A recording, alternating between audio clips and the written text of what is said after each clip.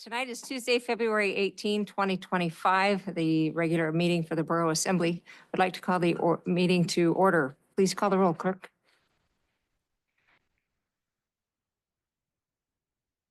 James. Here. Donna. Here. Bob. Excused.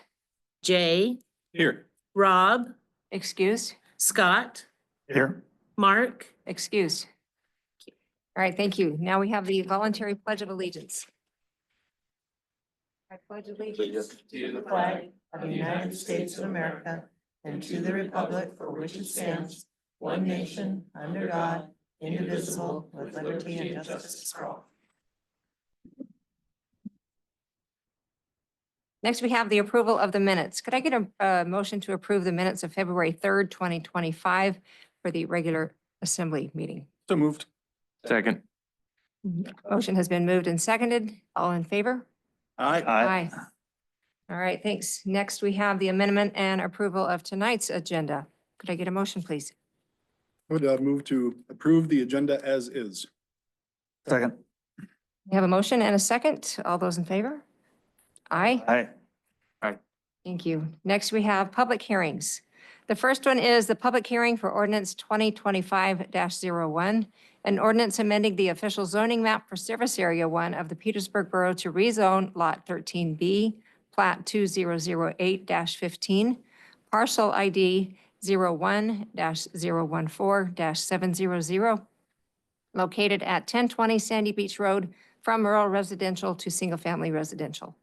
Any public testimony regarding this ordinance should be given during this time, and a copy of it could be found under the agenda item in the packet. Do I have anybody wishing to speak? Anything on Zoom? All right, that public hearing is closed. Thank you. Next, we have a public hearing for ordinance 2025-02, an ordinance adjusting the FY 2025 budget for known changes. Any public testimony regarding this ordinance should be given during this public hearing, and a copy of it also may be found in the packet under agenda item 14B. Anyone to speak on that?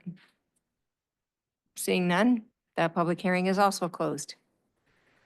Moving on to item 6, bid awards. We have one, which is new dock shed project award. The borough received 6 bids for the new dock shed project. Harbor Master Wallen and Horion Associates Engineer Murph recommended award of the project to apparent low bidder Reed Brothers Logging and Construction, Inc. for an amount not to exceed $143,400. This project is funded in the FY 2025 budget. I guess because we're dealing with funds, we should probably take a roll call on this. Do we have a motion? Do I guess get a motion on the floor? Not yet. So moved. Thank you. Second. Thank you. Any discussion? All right. Please call the roll, clerk. Donna. Yes. Scott. Yes. Jay. Yes. James. Yes. Thank you. Motion passes 4-0. Item number 7, persons to be heard on items related to tonight's agenda. Is there anyone wishing to speak to tonight's agenda? Seeing none. Number 8, persons to be heard on items unrelated to tonight's agenda. Please come forward, state your name, who you represent, and please remember there's a 5-minute time limit.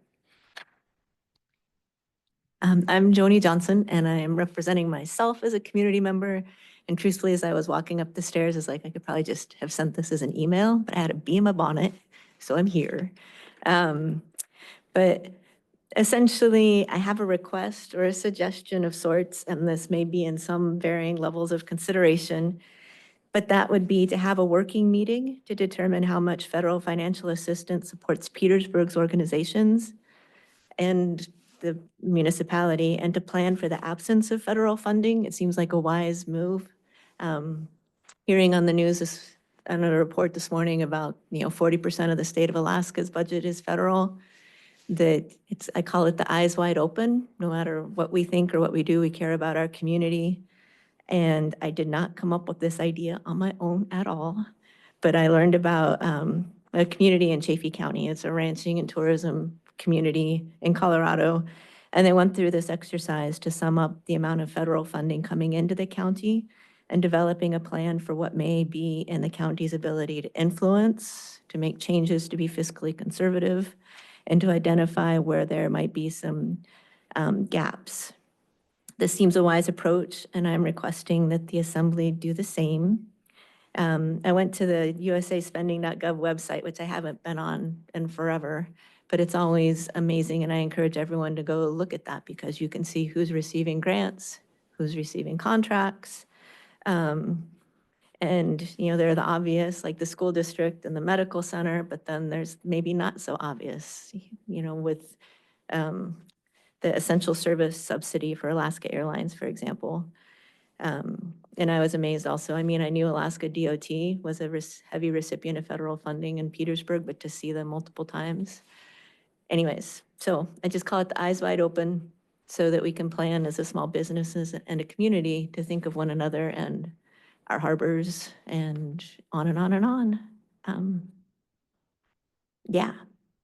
And I think just really quickly as a side note, I mean, it's a small group, but I encourage everyone to do their own research and look at the usaspending.gov and sam.gov because there's a wealth of info that's been out there free, publicly available for each and every citizen to look at. And we should dig and research. All right, thanks. I appreciate what you guys do. Thank you for your testimony. Is there anyone else who would like to speak? Yes, please come forward and state your name and who you represent. Hello, can you hear me? It's all right. My name is Laura Holder. I represent myself. I have been a resident of Petersburg for almost 3 years. I work for the medical center as a nurse. I'm not here representing them, but in case anyone knows me from that, I'm the manager of the home health department. The thing I want to talk about is the K-9 unit proposal. So I did listen to the conversation from the other meeting, and as a mom in the community, as a person involved in healthcare, I felt really strongly about this, and so this is my first time coming to a meeting and talking to you guys. So I appreciate the opportunity. What I would say is that Jim is my husband. He works for the city right over there. And our son, Kobe, is the EMS coordinator. We've got our 2 oldest of our 6 work in healthcare in Wrangell, where I've also worked. And we also have 2 children in the school. So we have a child in middle school, we have a child in high school. So I would say personally and professionally for the last 10 plus years, I have gotten to see the effects of addiction both locally, but then also in the state. As somebody who works in healthcare, I've seen the effects of that. And when I heard this proposal, I was immediately, this is fantastic. And I heard about the work that had gone into trying to figure out the logistics of making it happen, the moving of funds. And then I heard about the annual maintenance. And so I know we're in a really fiscally uncertain time. So I'm aware of that. What I see is a community of, I've heard other people who really want to help make this possible. I was talking to somebody today and I mentioned I'm going to come and communicate this myself. And I heard, well, we could have a couple benefit dinners and pay $14,000 a year. I would give my own money. And I've heard several people say that. So I know that it was said that this is something we can revisit. As a community member, as somebody with kids here, as somebody who has Narcan people in this community and several others in this state, just as a healthcare provider, this is something that's near and dear to my heart.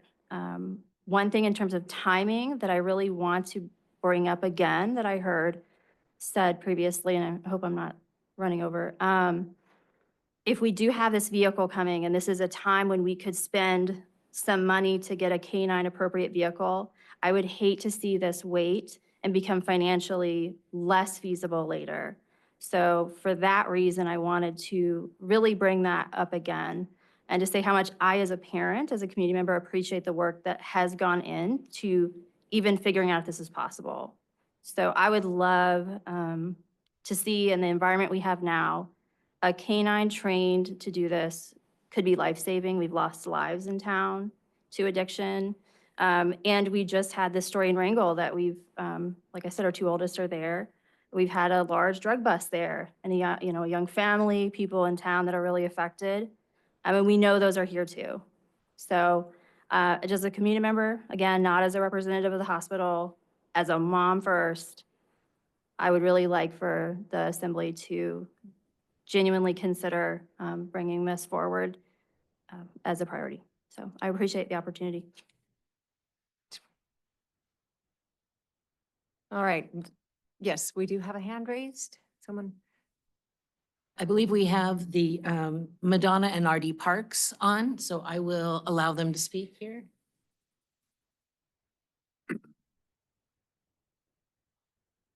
Madonna and RD, I do have you available to speak if you'd like to. I think if you hit *6, it will unmute you. Can you hear me, Debbie? Yes, we can. Okay, yeah, hi, this is R.D. Parks, and I'm speaking for myself. And I'd like to thank you for the opportunity to address the firing of 10 Forest Service employees in our town. Also, thank you Assembly Members Marsh, Stanton Greger, and Lynn for responding to our emails. 3,400 U.S. Forest Service employees have lost their jobs across the nation. 10 of those Forest Service employees live in Petersburg. These firings were not based on performance. That is a false agenda this administration is pushing to make you not care and look away. These terminations were inflicted on employees that were still in their probationary period, usually their first year of work. They are predominantly young, motivated people starting out their careers. This will not only leave a gap in the Forest Service workforce, but a gap in our community. FYI, every Petersburg Forest Service employee that served on a board or the assembly, coached our kids, worked a fundraiser, became a member of the fire department, search and rescue, EMS, belonged to the Elks or the Moose, house a traveling school sports team, owned a home, enrolled their kid in daycare or school, bought locally, served on a jury, volunteered as a poll worker, was in a probationary period when they were first hired at the U.S. Forest Service. These people are our friends and neighbors. We are all for monitoring government spending and making appropriate changes, but this is just a random slash and burn. There's no transparency or methodology in this so-called reduction in workforce. It is just cruelty for cruelty's sake. We are hoping the Assembly will come together for the benefit of this community, its citizens, and the state of Alaska, and declare that they stand behind the Alaska federal workforce and do not support random, haphazard, cruel attacks on our federal employees under the facade of a reduction in force. Thank you for this opportunity, R.D. and Madonna Parks. thank you very much for your testimony, RD. You're welcome. Is there anyone else? It's not. Thank you. All right. Next item is number 9, Boards, Commission, and Committee Reports.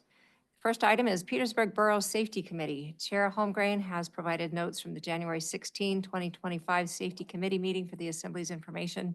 I would encourage the public to look through that, read the information there, and their next meeting, I believe, is in April 17th, if memory serves me correct. And the next item is the consent agenda. We have one item there, and that is the Harbor Bar liquor license renewal. DC Harbor Inc., DBA Harbor Bar, has applied to renew their beverage dispensary license.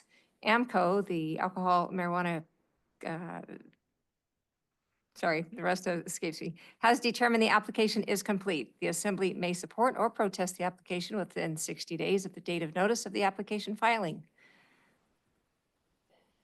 Do we take a motion on this? Yes, okay. Could I get a motion, please? Make a motion to approve this request. Second. Great, motion's been put forward by Member Stan Gregor, seconded by Member Valentine. Is there any discussion?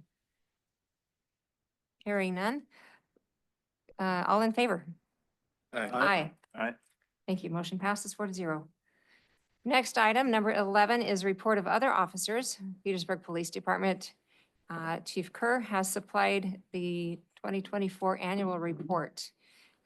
He has a written report of department training received, training provided, calls for service, jail bookings, and days served in jail for 2024. And if the assembly has any questions, we might ask of Chief Kerr. None? We thank you for that and the information you've provided there. The next one is Petersburg Volunteer Fire Department 2024 Annual Report. Emergency Services Director Hankins has provided a written report on current Petersburg Volunteer Fire Department leadership, facilities and vehicles, and fire, EMS, and search and rescue response, and training data for 2024. Director Hankins is also available if any of the assembly members have questions or comments. Thank So you. quick comment, Yes. Madam Mayor. This is really both for Hankins and the chief. No questions. Going over them, I just wanted to thank you guys for taking the time to put those together for us and encourage those in the public to take a look as well. Very behind the scenes look as to how you guys' time is spent. So thank you very much.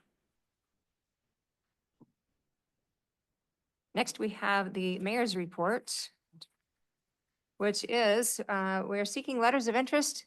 Petersburg Borough is accepting letters of interest from citizens who wish to serve the community by filling a vacant seat on the Parks and Recreation Advisory Board until the October 2025 municipal election.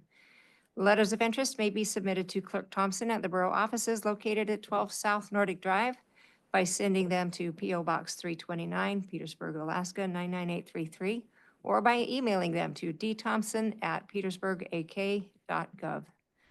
Second item is Alaska Municipal League Winter Legislative Conference. Mayor Jensen and Assemblymember Lynn are attending the AML Winter Legislative Conference in Juneau from today through the 20th of February, 2025.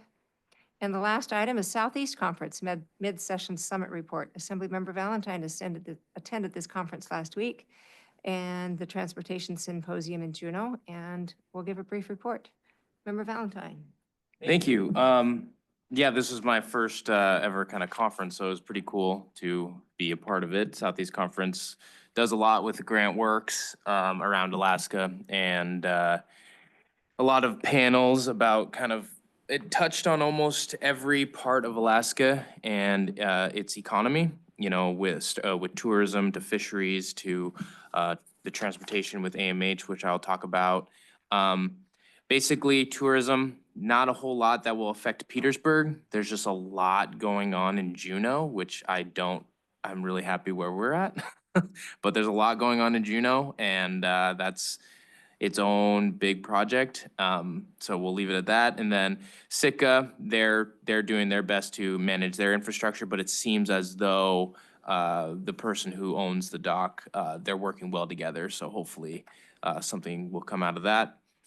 And then when when the senators went up, they kind of hit a bit on schools, the PFD, the retirement system, the budget, which is not great, and well, I'll get to the other ones, fisheries and AMH. But a big thing that was kind of talked about, what seemed to be talked about more, was the schools. Everyone kind of knows where we're at, and our representative Himshoot and with one of the other senators, we're working together to try to get another motion to move. We saw it at the school board meeting, kind of like a growth per year funding.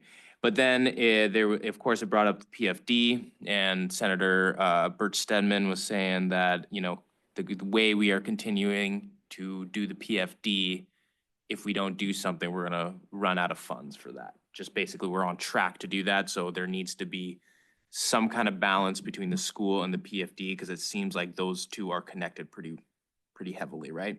And then Bert also brought up the retirement system for federal employees, which he seems like he's working on something, and I couldn't quite understand what he meant.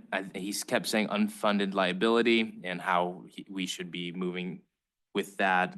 And anyways, so that's kind of what the senators were talking about. Energy panel, it was pretty cool. SEPA is doing a great job. You know, they're doing a lot of stuff. Angoon has a really cool creek project where they're going to be adding a hydro there, and it's supposed to produce like a lot of power, up to 4 times more than they need to, which it's actually a really cool project, so that's exciting. They did talk about heat pumps and that they were awarded a grant to install heat pumps for Southeast. but I did not get how people can apply quite yet, and I still think that they're working on that. Then there was a panel for mariculture, which might be something that the borough can look into for later, but mariculture in essence is farming in the sea, not fish. I want to state that. It's oysters and kelp. So they're trying to develop a market, and there are parts in around Alaska that are working. And so oysters are selling well, kelp, they're still kind of working that one out. And it actually, which is kind of cool because EC Phillips helped with kelp. So that could be something we look into as well, because if EC Phillips is here, there you go, right? They talked about fisheries. So with fisheries, they did talk a lot about automation and tech. And they're trying to streamline like how they do fishing to be more efficient when they're coming through. They also noted on, we don't have Russian fish coming in, which left a big pool of places we can sell our fish. I had asked the question if that's kind of where we're heading towards, and again, they're working on that. There's not really a big solution for kind of just the selling of fish right now, but they have good projections, and then they did talk about the recent, in one of our board meetings about the hatchery, where they wanted to reduce it by 25%, and that did fail. And so they did note that is a good thing. And that the canneries around the state are closing, and it's a little bit worrisome. So there are different boroughs that are working to try to keep those canneries in small communities. And one of them that they did know, what's a cool one, was Cordova. They have a really good hydro plant there. And so what they did was they approached a cannery and said, hey, you know, we're doing really well on our energy production, so we're going to give you a reduction in cost to bring and stay and keep your cannery here. So it costs you less to stay here so that you can keep the cannery running. So I thought that was a kind of a cool idea, and there are people thinking outside the box on that. And then lastly, so I don't talk too long, was the AMH 2045 long range plan. So essentially, as everybody knows, AMH is old, and the fleet has a lot of steel waste. The LeConte is still up in being worked on when it was supposed to be out, but is now going to be in there till July. They are having crewing issues, but they stated that they have this new program that they're rolling out where they're trying to get the high school, and they have funding to be able to get, I think, up to 8 kids kind of going through a program to then stay with AMH, right? And so they have had a hard time in the past doing this because it was hard to spend money on the kid who then went and took a different job. So they're still working on how to do that kind of scholarship, but they did say that they were kind of, they think they can do it for up to 8 kids, I think a year, to try to get this thing going. There was a lot of port improvements that they talked about. Petersburg was not one of them. There was a lot of smaller communities around Southeast Alaska. And then with the ferries, this is what basically, it's the long range plan for the ferries. It was kind of disappointing for me, was that it's a replacement. It's not an adding addition. So, and then I think we all knew that, but so basically the first, if we were to see a new ferry, we're going to see the first one replace the Tustamina, which would be an up north Pacific Northwest one, or excuse me, Prince William Sound, and that will be 2028 at the earliest. And then they'll slowly roll out the 2 mainliners, and then they have one smaller eco all electric one that they're going to replace with the one that goes to Metlakatla. They're going to replace that and then move that other one up to Skagway and Haines, because there's a lot of traffic between Skagway and Haines with the RVs during the summer. And so they'll take the Latuya, move it up, and then hopefully less congestion and time spent trying to get all that for the big mainliners. And then the mainliners, of course, they're going to be rolled out slowly. And again, it's just a replacement. So I had asked the question to them. They're supposed to get back to me, but They had noted that the port of calls were going to go up. I think the numbers we're at 5,000, 5,500 current port calls, and it would going to jump up to about 6,600, so about 1,000 more port calls. But the question I gave them was, if we are not adding any additional boats, where is this? I don't see how Sitka, Petersburg, Wrangell, Ketchikan, anybody in the south is actually going to be seeing more come through here. I just don't see it. I would like a breakdown of that, because if this is going to be just kind of in the smaller ports up north of Southeast Alaska, I mean, it doesn't really help lower Southeast. So it's cool. They have money. And I guess that's another thing that I will just kind of note, that there is a big freeze on a lot of funding. However, it seemed as though the air there seemed as work as if it's still going through. No one seemed to, everyone just seemed like they're just working through it. It's fine. Everything's gonna be fine. And they're just continue as is, I guess. So anyways, that's it. I learned a lot. Met a lot of people. Thank you. Thanks for that detailed report. That was Yeah. very informative. Next, we have the manager's report. Manager Giesbrecht. Thank you. We have handouts outside, and I gave this to each of the assembly member here. There's Senator Murkowski is doing a telemeeting tomorrow about the impact on federal funding and such. I encourage folks who are interested in that to call in. It's just a call in. You can do it from home. And it sounds like she's going to take questions from people. I'm not sure how it's organized. We just got that this afternoon. So not a lot of information, but encourage people to, if you're really interested in all of that, to call in tomorrow. I believe it starts at 5 p.m. tomorrow. The paddle safety class at Parks and Rec was amazing. We will investigate getting a self and assisted rescue practice night in the pool for those of us who have found that we are a bit out of shape. Trying to keep people from throwing items onto the skating pond to freeze. Anybody missing a walker? We found one of those, as well as other things that people are just using it as a junk pile and throwing it out there. It creates a lot of work for our folks to clean up. If it continues, at some point, we may not be able to maintain it. Particularly having snow machines, using it as a place to go have fun. That tears up the ice and makes it hard for people to skate on. So, midday aquatic strength training class has been going great.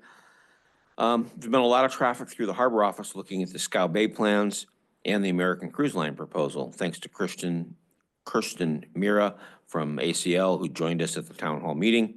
And we're expecting more interactions with them as the next concept 4 and 5, 4 point whatever, get done by P&D, and then we'll have something else to roll out to folks. We had a good turnout for the Coast Guard dockside exams. Thank you to the safety inspectors that annually come to town prior to Tanner opening to perform them, and our very own Desi Burrell, who, as part of the local Coast Guard auxiliary, has been trained to be an examiner. All departments are working on budget preparation for next year's budget. Incredibly challenging. I'm not going to get into details, but it's going to be a very difficult budget. Jody and I are speaking daily about it. And we're getting, trying to figure out what the state is going to cut and what federal monies, if any, we will get.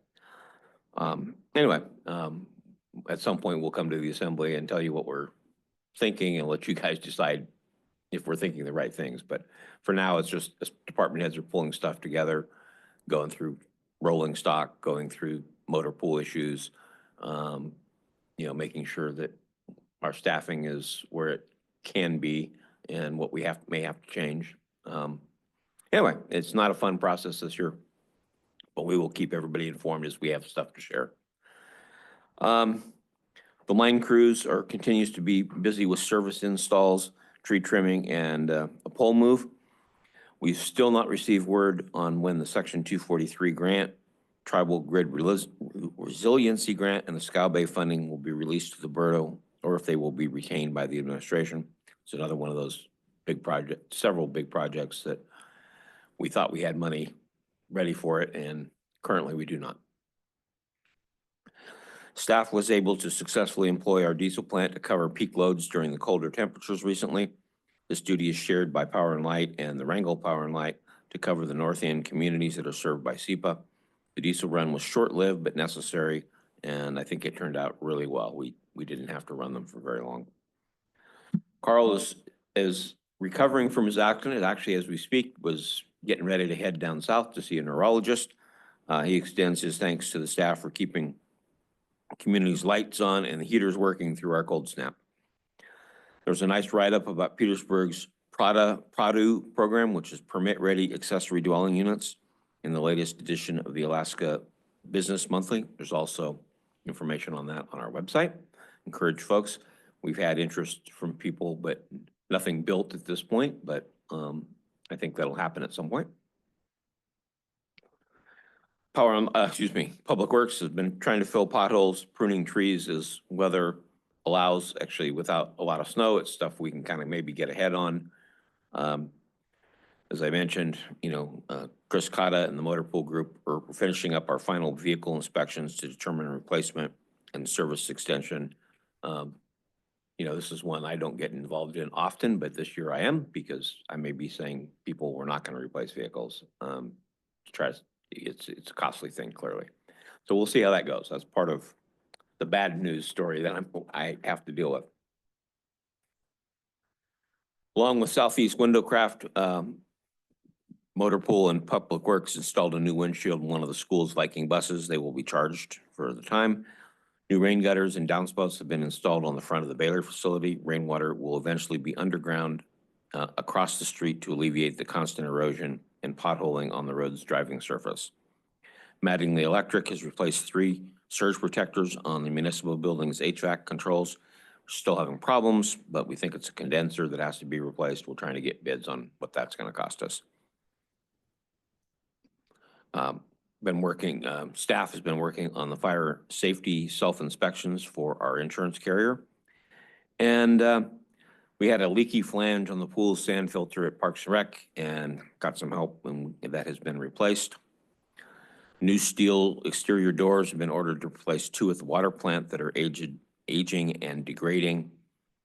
We've seen a lot of increases in water delivery requests beyond our distribution system as more and more people build homes outside of the water system. It's also incredibly challenging in these colder weathers to provide water. It's actually one of the things I'm looking at is we clearly want our folks to have water. We may have to start charging a little bit more to make that break even. That'll likely be in one of my suggestions to the Assembly. Assistant Director Morrell is preparing for a sealed bid auction of several of our surplus vehicles. It's one of the things we're doing is going through the motor pool funds. Sometimes we keep vehicles as what we call reserve vehicles, just as an emergency. We may not do more of that for a while. We'll see what happens. Library's annual inventory closure is scheduled for Monday, March 3rd through Thursday, March 6th. Upcoming programs at the library include Teen Game Night, Robotics for Kids, and Folk Art Painting with Pia Riley, and Felt Garlands with Marianne Rainey, and Rainforest Writers with Orrin Pearson. More information at psglib.org. 22 interviews with residents are now available on the library's Homegrown Conversations podcast, airing every Tuesday evening at 6:30 p.m. on KFSK. These interviews were recorded last spring by Tim Shumway's senior Alaska history class at Petersburg High School. Topics include commercial fishing, the history of Main Street, logging, and more. Listen to the podcast at psglib.org/podcast. Property assessments will be mailed out at the end of the month. Property owners will have 1 month to appeal. More information can be found on the backside of the assessment notice. It is the responsibility of the property owners to update the finance department of any changes to your mailing address. Derek and Assisted Living want to extend a heartfelt thanks to Sabrina, Eileen, and Cece from the hospital who've been helping us out at Assisted Living. We continue to be, in my report it says 4, but down to 3 full-time employees short at Assisted Living. These folks at the hospital have been gracious enough to come up and help us out and fill a huge gap while we continue to try to recruit. We do have 2 open apartments at Assisted Living. Derek is working through our waiting list. We still continue to have a very long waiting list, but working through that and finding out if people are still interested becomes a bit of a job. So he's working through that. OSHA was in town reviewing the matter last week. Derek and staff are working with them and working on the state audit that we also are going through. And assisted living is in the process of implementing an electronic system which will count medication as well as let us know when to order. Can work with the pharmacy system when the pharmacy wishes to set that up and auto order medication. It also allows for the care plans and other documentation to be sent through a secure email so the families can electronically review the plans. Sounds silly, but the paperwork involved with dispensing medicine and keeping track of all these care plans is a lot of work. And this will make that much, much easier for Derek and the assisted living crew. So that's it on my report, unless there's questions. Thank you. Any questions? Yeah, just for the manager, looking at the Lisa Murkowski tele town hall, as of right now, is this going to be on like Borough social media for people to see? And the reason I ask is, you got your standard phone number, we could give over the air, but there's also a 6-digit extension. It might be helpful for the public to have a visual if that's something that's possible. We'll see if we can get it on the website. By the way, we just got it right before this meeting. Absolutely. So I apologize for not I don't know if having it's necessary. I just think, pre-thought that out, but no, I just wanted, our first priority was getting it copied so you guys could see it and also available for the public, for folks who may have come to the meeting tonight. But that's a good idea. We can get it on the website. the more the merrier, I think, at this point. So thank you, Steve. Oh, if this helps at all, sorry. Good. I sent it out as a copy to the assembly, the school board, the school, the hospital, and PIA, and also the Forest Service. I sent it to Carrie. Just with not a lot of time to distribute it, I thought at least that's a big group of people that could potentially get this and may be interested, so. Appreciate you doing that. Thank you for your report. There's a lot of information. All right. Next, moving on to unfinished business. We have a couple of items there. The first one is ordinance 2025-01. It is an ordinance amending the official zoning map for Service Area 1 of the Petersburg Borough to rezone Lot 13B, Plat 2008-15, parcel ID 01-014-700, located at 1020 Sandy Beach Road from rural residential to single-family residential. Second reading. At the direction of the Assembly, the Planning Commission held a public hearing in December regarding the proposed rezone and recommends the Assembly rezone the parcel prior to a public sale of the property. The Assembly unanimously approved the ordinance in its first reading. Could I get a motion, please? I would move to approve this ordinance in its second reading. Second.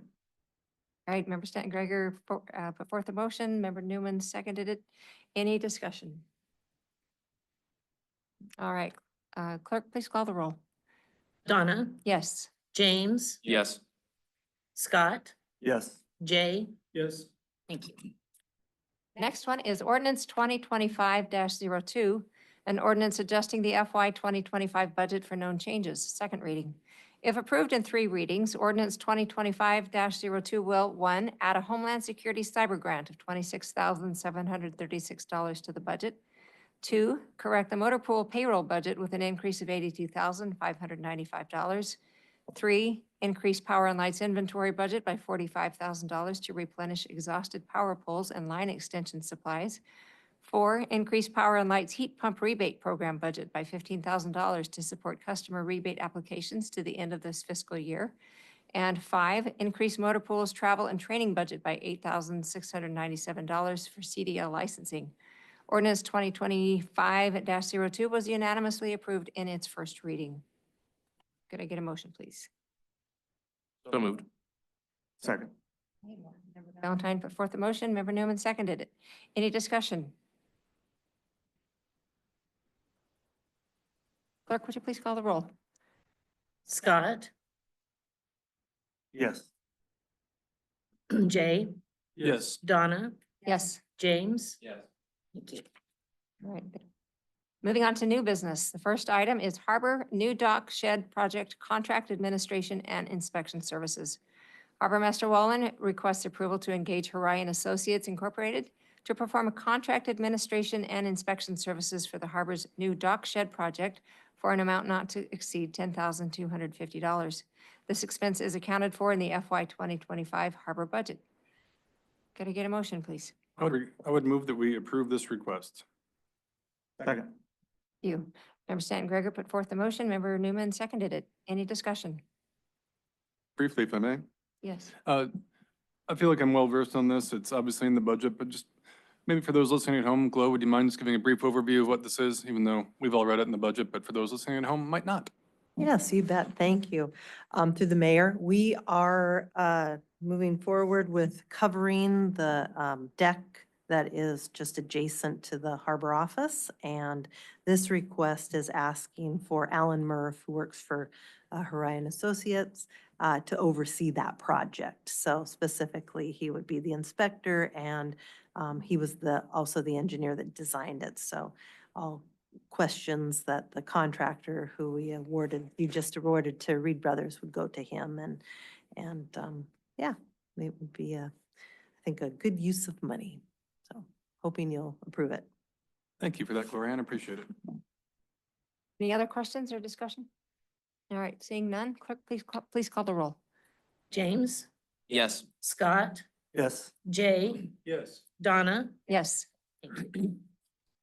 Next, we have a request to the United States Army Corps of Engineer for a general investigation study for Scow Bay. The borough is requesting the USACE perform a general investigation study regarding development of a harbor basin and breakwater along borough-owned property in Scow Bay. This request is updated for 2025. Should be appropriate here, or where do we go? Okay, could I get a motion, please, to approve this? So moved.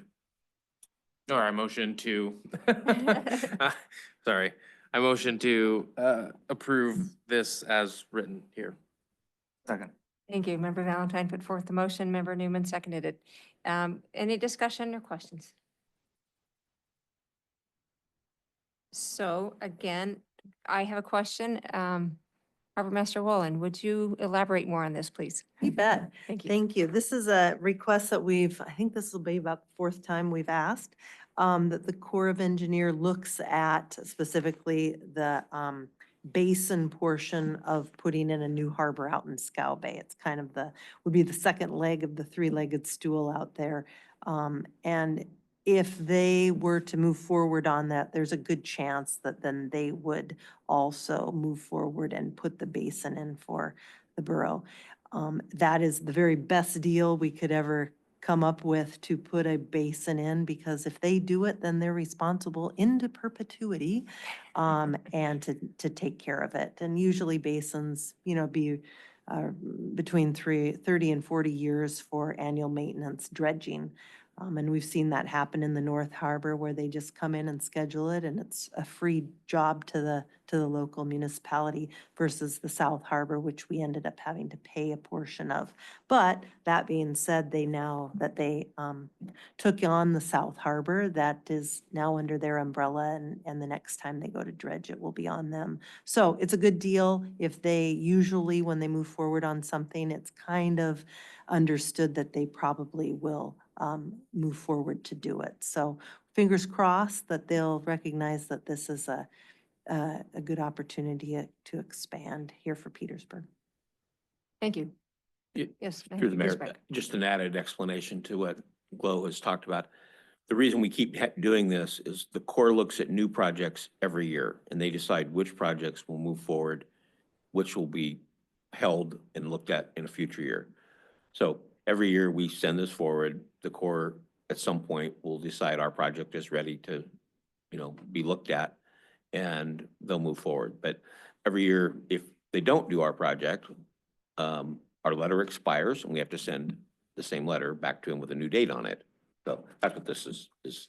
It's a well-designed project, but the Corps can only do so much. So this is just basically us asking, yes, we're still interested. Please move this forward if you can.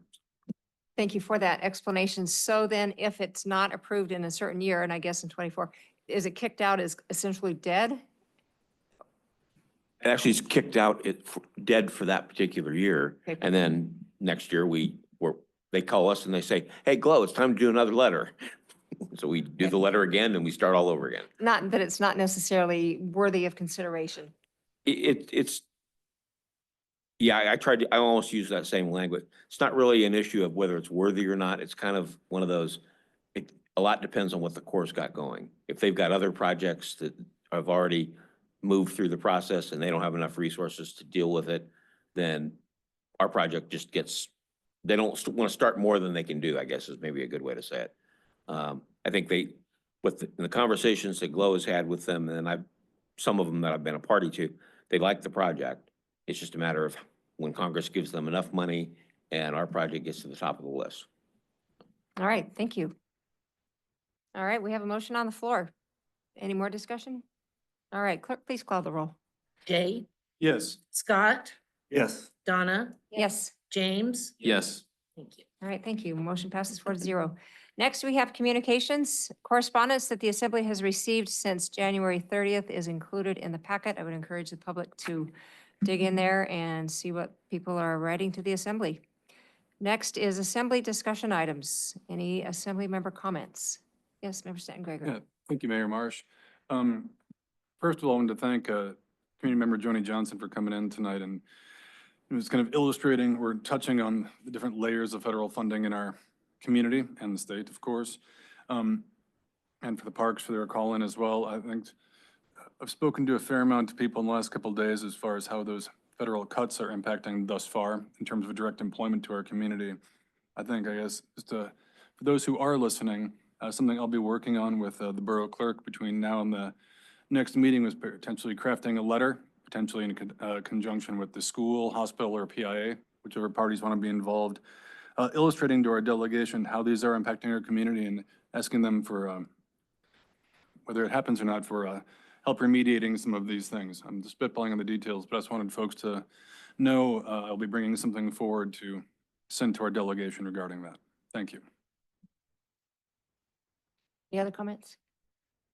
I also, I don't want to discount the effect of letter writing. I know people say, oh, you write letters and it doesn't make any difference. I don't know if it does or doesn't, but I don't think it hurts. So I myself spent quite a bit of time. I appreciate a couple of folks who spent some time with me in electronic communications yesterday evening and really lit a fire under me.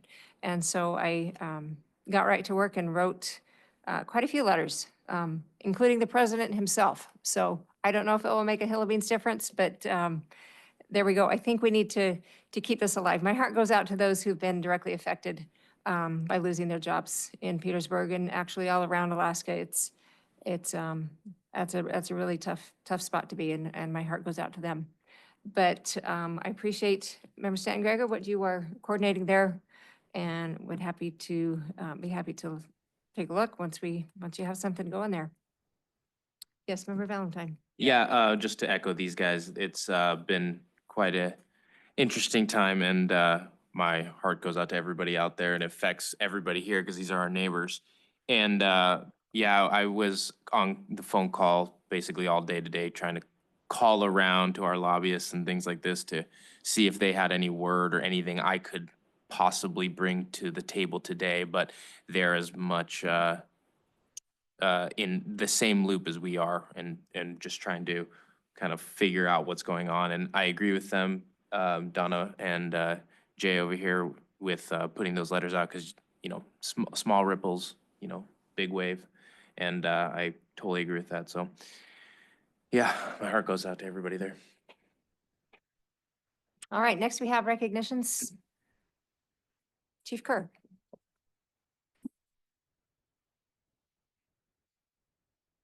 Sorry, I've got one. I just want to thank the Petersburg community. Last night, early this morning, we had a break-in at 3 different locations, posted the video of the subject to social media on Facebook. And as of right now, it's got 48,500 views. I mean, that's absolutely amazing. But with the community's help, we were able to take Adrian Haro into custody. And without the community's help today on this, who knows where or how long this would have taken. So I just want to recognize the community as a whole and whoever shared it, viewed it, talked about it. I mean, that's what it takes to work with the police department to get these people in custody. So I just want to thank everyone for their help today. Thank you for that.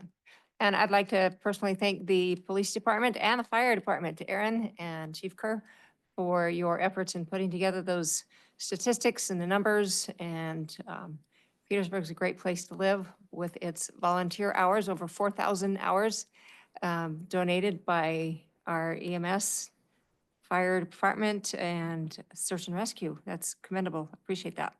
So thank you. Anything else?